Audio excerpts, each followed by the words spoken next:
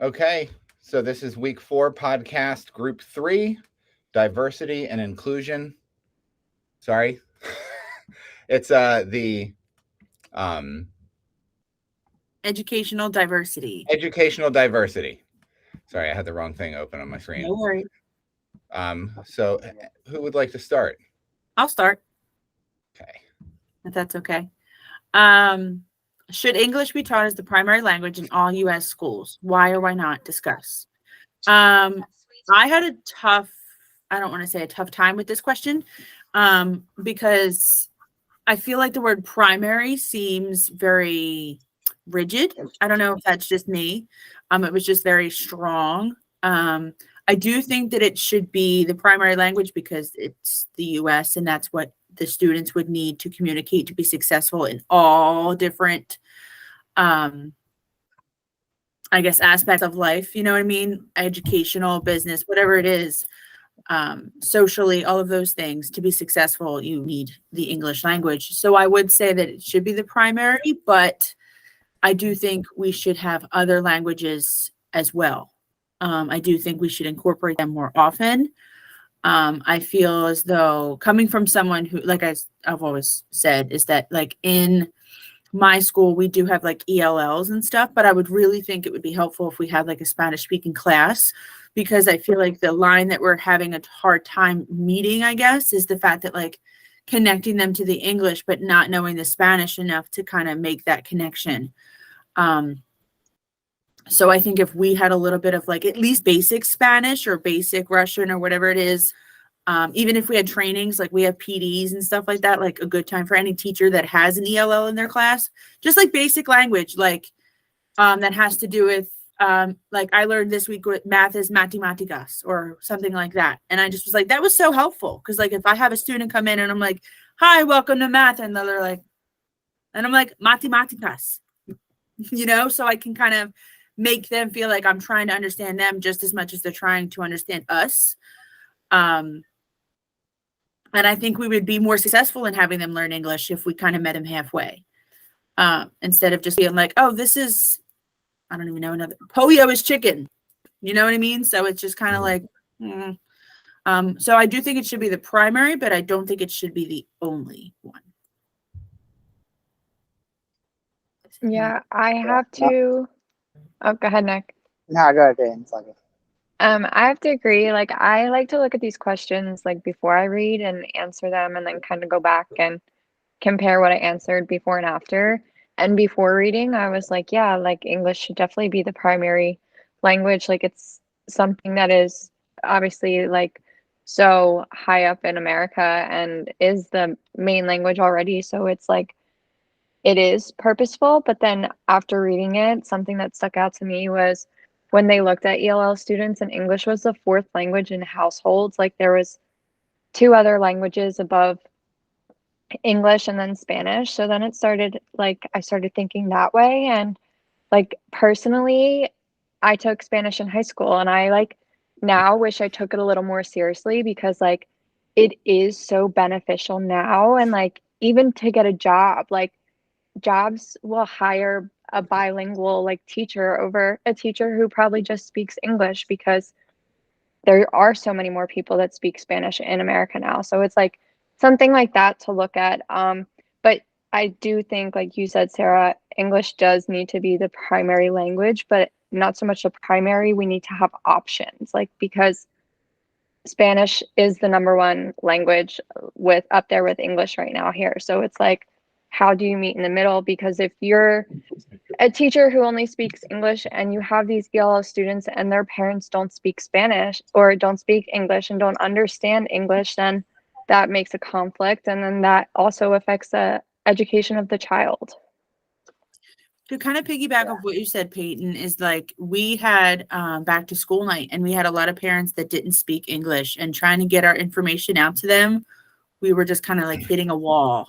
And, you know, we kind of put it on their child to, you know, translate, but which is fine. You know, I'm sure they're used to that and everything. But at the same time, what if we don't want them, like, let's say it's report card conferences and I don't really want them to know yet, or maybe not the same way or whatever, you know what I mean? Like if it's a more personal kind of conversation before we incorporate the student or however they want it to go, I kind of want to build that separate relationship too with the parent so that we can, and then I spoke to a student of mine during that time and they said Google Translate isn't always accurate either. And I'm like, oh, good. Okay. Yay. I was hoping you would say that. So I agree with, the whole English first. I don't want to reiterate everything you guys said, but obviously you made the right point, the correct same points as I would make. But a couple things to add that I'm thinking about is like if I had unlimited resources, okay, and like a student just comes in, doesn't speak any English, I feel like if we had somebody else that speaks his language, like pull him for math or whatever the other subject is, so he doesn't fall behind in that subject. Because if he's in a math class or an English class and he's, he can't do the work because he can't understand it, well, he's going to fall behind in academics. So like if we had unlimited resources as he's learning English, get him into, language that he speaks class so he can stay with the academic work. Again, it's a perfect world with unlimited resources, which every school doesn't have, obviously. And the other thing I was thinking of too is, languages start in like middle school, high school, but like, people learn the best languages when they're young, right? When people are, 5, 6, 7, that's when they get all the language skills. And learning a different language when you're older is much more difficult when you're younger. So I think they should bring more languages, Spanish, whatever, into elementary schools and start them young. Because again, it's easier to learn when you're that young, and it's easier to retain. Like we had a Japanese exchange student when I was in 5th grade come over. She taught us like some basic stuff, and I remember more of that than my 4 years of Italian in high school. Because again, it's just when I was younger, it was just easier to learn, and it sticks with you too. So I don't know. That's just the last thing. Props to you for 4 years of Italian. Yeah. Whoa. I mean, I'm Italian. I loved it, but Woo. I got something. Non dire stupidaggini. Don't speak nonsense. That's like the one thing I remember. So. I just know swear words. Yeah. Oh yeah. I don't want to say those on camera, but yeah. I think we're all in agreement on all this. And I definitely want to piggyback off of what Nick said about starting early. It just is so beneficial. My son actually is in preschool right now. He just turned 4 yesterday, but they have Spanish I think once or twice a week. And it's pretty basic, but I remember growing up, and growing up in the 80s, you just got what was on TV, and after school it was Sesame Street, and Sesame Street had a lot of Spanish. And I feel like I've kept it, I know all my numbers, I know colors, like there's a lot of things that I know. And all I can say is it was Sesame Street, and that's when I was a little kid. So, and that's just, that's not even instructed. That's just, picking it up.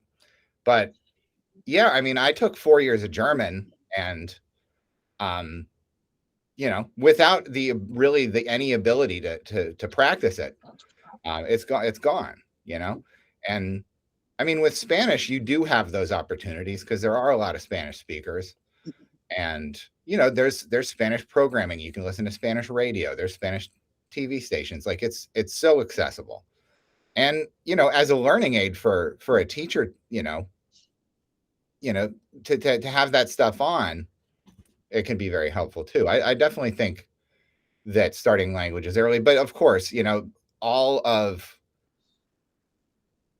culturally, America is an English speaking country, and all of our legal stuff is in English. Everything official is in English. And of course, we make things accessible and try to have translated versions of everything. But, with English being the primary spoken language everywhere and the primary, written language, I think that English should continue to be the primary language in schools. But yeah, like we need to, I think it would be just so beneficial for students to have that prioritized a little bit more. I think that's a really nice segue into the next question, with you saying as teachers, because the next question says, are preparation programs preparing educators to provide diverse student populations with equitable opportunities to learn, provide examples, and discuss? And that's kind of piggybacking off of what you said as educators. Like, it's hard to say because, I mean, thinking about my undergrad, I don't remember any Spanish courses. That might have been intentional, but I do think that, I mean, I don't remember any kind of classes that had to do with English language learners. And truthfully, I haven't really looked into the depth of this program. So I can't really speak on that either, but I can say from like, because I have an undergrad in mostly education. So that would be nothing that I can remember. But and as far as I know, you need a whole nother like license, a couple extra courses to teach ESLs, ELLs and stuff like that, ESOL, whatever, your school or district or whatever calls it. So I would say, I want to say yes, because we do have the opportunity. I'm sure we could take classes if we wanted to. So opportunity, yes, but requirements, not so much. So I guess it's up to the educator to want that for themselves or kind of like advocate for their own experience, if you want to call it that, education. Mm-hmm. Taking the classes that are available. Or even, talking to your admin about incorporating any kind of classes. Maybe they could provide that. I know that you need PD hours and stuff like that once that comes to it. So I would say opportunities are available, yes, but is it required? I don't think so. So. Yeah, that's what I was kind of looking at too, Sarah, that was the main thing I highlighted was like, yeah, they can provide them, but it's up to if they make it up to the teacher, then who knows how far that will go, because it's like teachers already have so much on their plate. So if you don't make it a requirement, it's just going to be something on the back burner, and it's not going to provide those opportunities if they're not fully engaged in it. I would also say kind of like what Nick was saying earlier about Sesame Street, like sometimes you learn more up from being immersed in language, you know what I mean? So if you're exposed to this, it's like I have kids that are pulled for ELL stuff. So I'm sure if I just wanted to, have conversations with them or with the, if I made the opportunities in my schedule or whatever it was, I could even just join in conversation. Like I have students teaching me stuff every day. I always say, in exchange for one math fact, you have to teach me a Spanish word. But so like, we're just, it's just a fun way for me to, show interest in their language and things like that. And they love teaching me. They think it's hysterical how badly I pronounce their words, their language. But I will say that sometimes you learn more from being immersed in the language. And, especially because different dialects, you can't just assume that one size fits all. And that's kind of what my student was telling me about Google Translate, is that it's sometimes there's slang involved that doesn't pick up on, or anything like that. And different parts of Spanish speaking countries speak different, differently to people in their household as they do, it's very different. So I would say that I would prefer to learn. I think it would be nice to have the education, of course, but I think it would be more beneficial to learn from them one-on-one or in a group that way. Yeah, so just like you guys, my undergrad, I didn't really have anything that focused on, ELL students.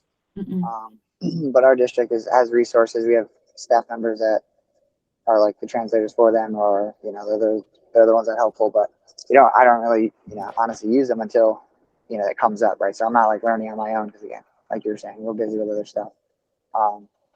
But I kind of took this another way too, and being obviously in PE, so it's a little different than being in the classroom, but we use like differentiated instruction. So I'm always demonstrating and showing, because, it's like how to throw a ball. Well, I give them 3 cues, but I show it to them. And then the students come in, they show. So it's a lot of more visuals. So I think that helps with a lot of those students as well. But differentiated instruction obviously can help out with that. So it's not just verbal, which is the barrier that we're going through. That's true. Visuals always help. Yeah. And I mean, I always feel like any type of way where there's more engagement, is also good, whether it's a story or some kind of a game, that those things always, kind of sink in. So, with language, it's like you said, like the immersion part. Um, it's just got to be. I mean, you do have to kind of be forced into it, and I think I remember when I was when you were studying languages, and every language, there's always these characters in the books, right? And they're basically like the main person is like literally the most incompetent person imaginable. Like they're just going around and just stumbling through life. But I read something where that's intentional, because it shows first off, there's like it makes you connected to it, because you have this empathy for that character, and then so you start trying to kind of problem solve with them. But it has them in that moment kind of figuring their way out of a problem.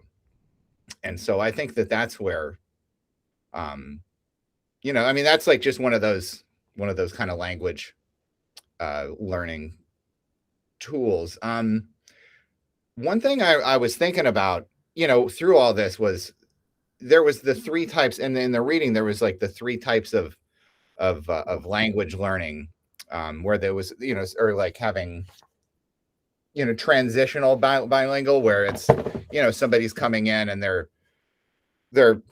goal is, let's say they're a Spanish speaker, and the goal is to be a full English speaker, but on some level you have to assist by, with more Spanish to get them to actually like get through curriculum. And then there was the other one where it was kind of like more or less just forcing the English, and it wasn't so much as preparing for bilingual. And then there was the two-way where it was full bilingual, where that's like a whole class full of English speakers and Spanish speakers, and everybody's learning both languages together. And I just thought that would be just amazing. But, from, the perspective of preparation of, of teachers, like you have to have fully bilingual faculty, and this is that are going to be proficient in science and math and history, and be able to like talk about, I remember when I did foreign exchange, I would go to science class and be like, I'm not getting anything, like there's new words for things that were they would have been new words for me in English. Like I'm lost. So yeah, you just have to have like such a high level of training to be able to provide that kind of instruction. I mean, it would be amazing, but I think we're a long way off, from being able to do that, consistently with, everybody.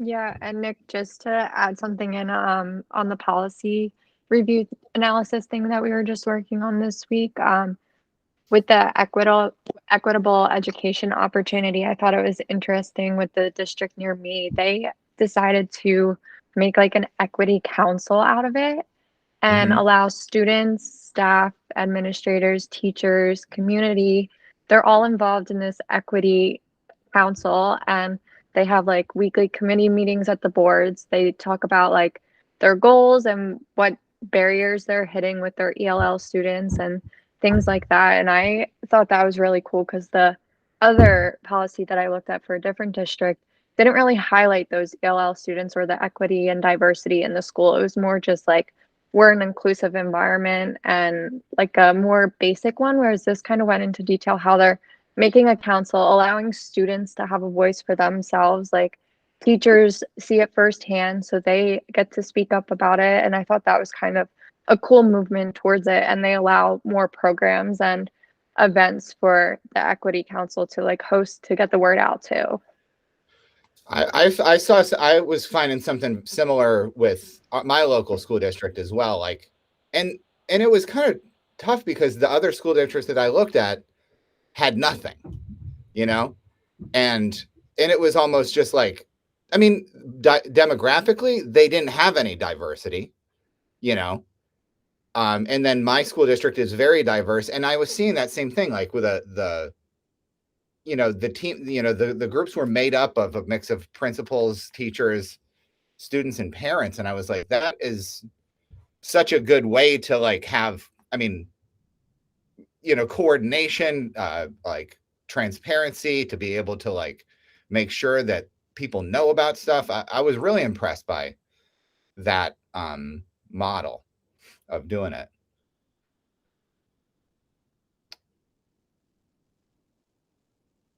Do you think we're ready to jump to the third and final question? Yeah. This question is kind of like that's a pretty heavy question. I mean, I know that like in the reading last week where we were reading about like the segregation stuff and I was reading it on Monday, which was Indigenous Americans Day, and reading about basically concentration camps, for Indigenous people, and I was like, I was having a really hard time getting through that, and it was making me upset, and I just don't, I don't think that, I mean, yes, part of the goal of schooling is to make good citizens out of the students, and to make them understand the community and everything like that. But in terms of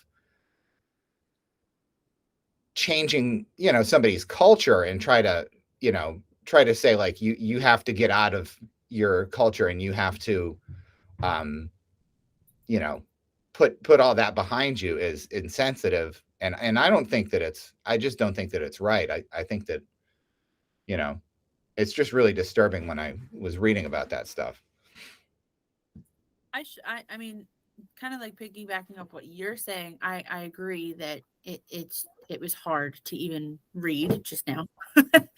But I have to say that one of my favorite days of the school year is Cultural Day.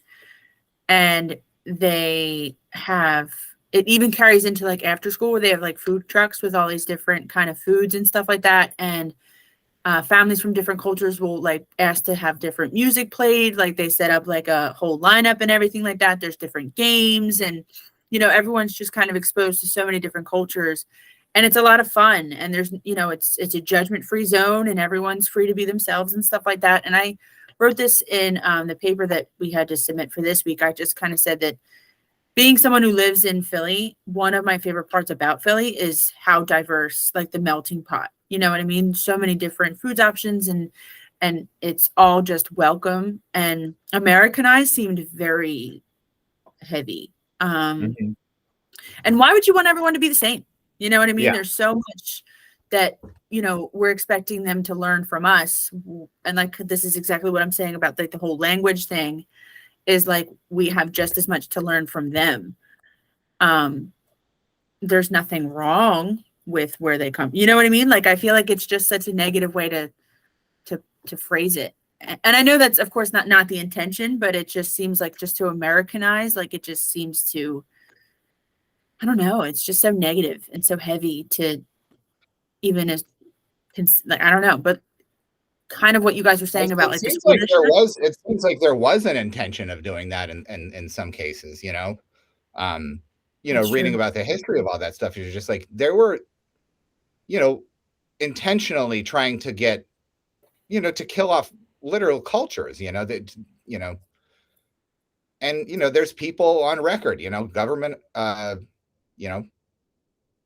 government officials, on record saying it, it's quoted. I mean, that was part of what made it really, really tough. And I think that go ahead, Nick. I'm sorry. Oh, no, go ahead. I was just going to say that kind of, I'm sure, has a very heavy connection to what they're exposed to. Like you said, there's certain school districts where they don't have a diversity. So they're like, whoa, like, no. You know what I mean? So that would become almost like a cultural shock. You know what I mean? They would just be like, that's no. So they're not really used to it, and change is hard for people, I'm sure. But to go to such extremes is just so, I can't even find the word for it. Hateful, I guess. I don't know how else to put that. Like, it's one thing to just be like, oh, I'm not really comfortable, no thanks. But like, that's not what they did. So. Mm-hmm. Yeah, and just to piggyback off of you guys, because I agree with you guys and have a similar answer, but like just to piggyback off of the past couple weeks, like we're not going to ask people to change their religion and stop doing their religious beliefs. We're not going to like ask people to change whatever, but like, so why are you asking a student to change their cultural views? Because that's something that is very important to people and like should be celebrated, not something that should be put down and told not to, you know? I also think it Mhm. might be illegal, right? I feel like that would be another court case we would be reading about in the next few years. So, because we have protection against those things according to the Constitution, too. So, it would not be a good idea, not only morally and socially and all of those things, but legally. So, you got to consider that, too. Yeah, so I Yeah. agree with you guys for the most part. Like, we shouldn't be taking people's culture away, right? I don't think that's a good thing. But I think there's so many aspects of the culture too, because like I think each school has their own culture, right? It's an inclusive culture, whatever kind of culture it is. I still think, whoever's coming to it needs to kind of get with the culture of the school, get with the culture of if you get a job, like of the workplace that you're at, right? So I don't think that means change the person completely or change every aspect of it, but be able to interact, communicate with one another in a respectful way, right? Because maybe somebody comes from a culture where they just yell at everybody at the top of their voice, right? I mean, I'm just making this up. I have no idea what it is, but when they come to school and it's quiet time, right? We don't want people to be yelling and stuff like that. So yes, they have to kind of get with the culture or become accustomed to that kind of aspect of the culture. Again, they don't have to change who they are, their characteristics, their personality, their values. But does that kind of make sense? What I'm saying? So again, I don't Yeah. think there's, it's just kind of cooperating and being able to work with one another. I And didn't even think about so that. Yeah, neither That's did a whole I. nother. That was not a perspective I just was like, no, we're not going to, they're not going to change. We're not going to make them do that. No, that's wrong. But I didn't even think about, just for success in the school or in the job or whatever, you know what I mean? You don't have to necessarily change who you are, but you kind of have to like, I guess, mold yourself a little bit, not necessarily change, but yeah, that's a perspective. Good job, Nick. I did not even think about that. Whole nother I just say this. perspective. So sorry. No, I was just I worked at a school where there's a different culture for sure, and these kids are like I had recess duty, and these kids are like rolling around and tackling each other, and I'm like, knock it off! Like, what are you guys doing? You can't be doing that. And then the other teachers are like, no, they're just having fun, and I'm like, you can do that here? And they're like, yeah, they're not like doing anything. Where I'm like, no way, you don't touch each other ever. So it's just a different culture. So I had to get used to it.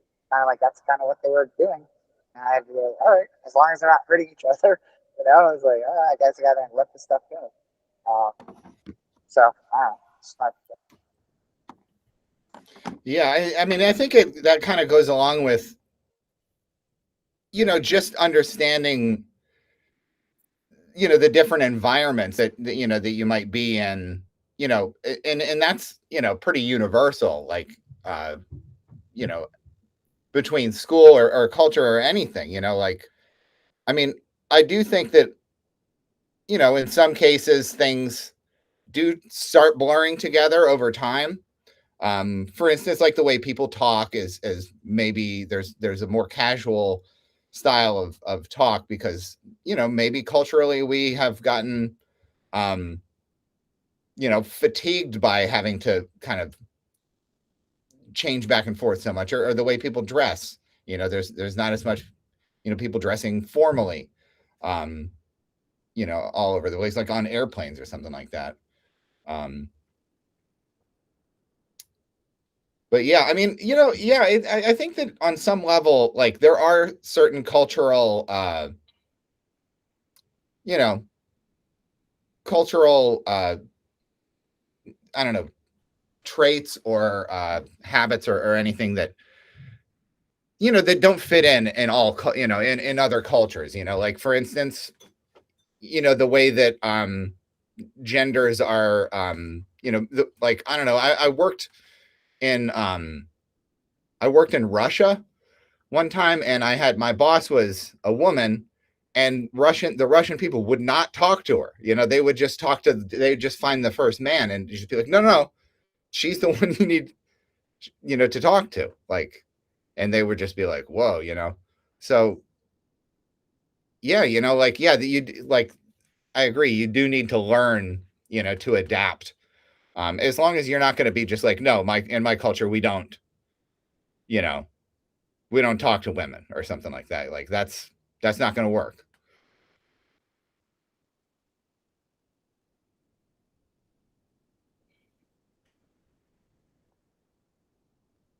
Are we good?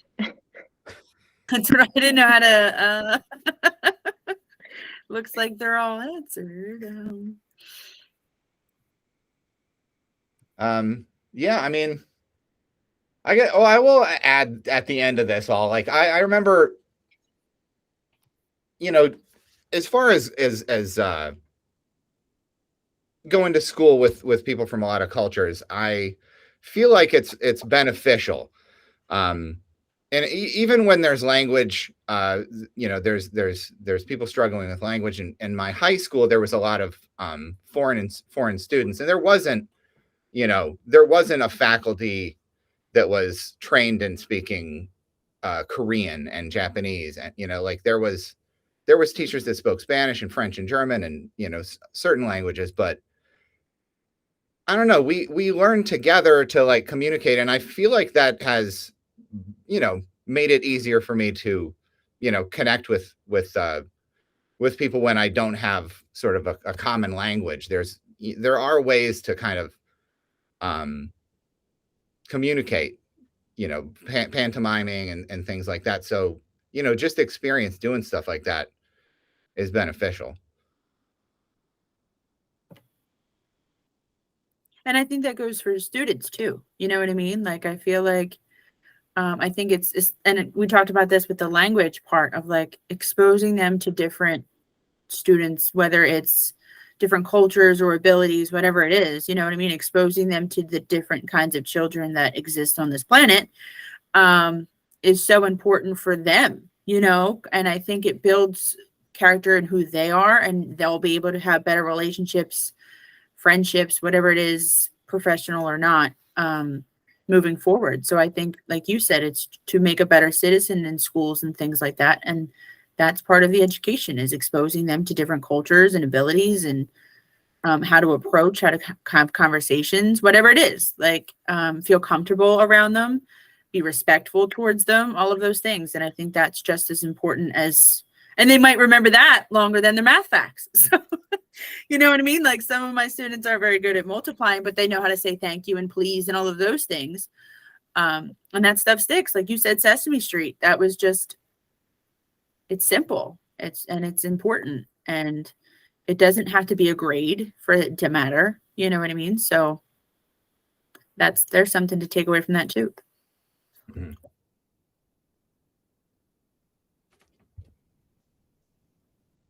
Okay, so I think we covered everything. Unless anybody else has any other points they'd like to add, this concludes another lovely podcast. Thank you, guys. Thanks. Hey, everybody.